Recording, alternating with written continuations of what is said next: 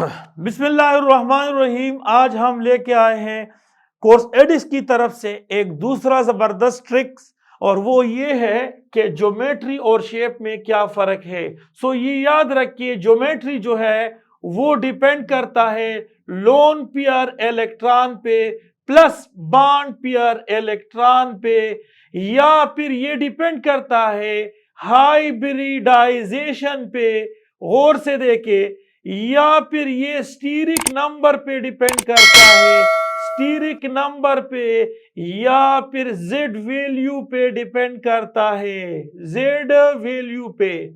जबकि शेप जो है वो ओनली डिपेंड करता है, शेप जो है वो डिपेंड करता है बॉन्ड पेयर इलेक्ट्रॉन पे, बॉन्ड पेयर इलेक्ट्रॉन पे डिपेंड करता है।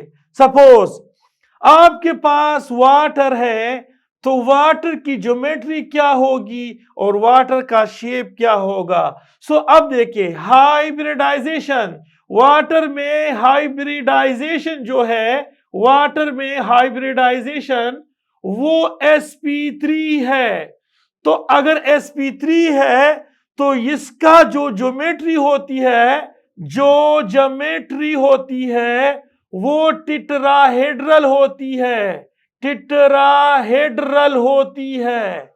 लेकिन यहां पर अगर देखा जाए तो ऑक्सीजन के पास सिर्फ बॉन्ड पेयर इलेक्ट्रॉन 2 है, 1 2। यहां आपने लोन पेयर इलेक्ट्रॉन को इग्नोर करना है।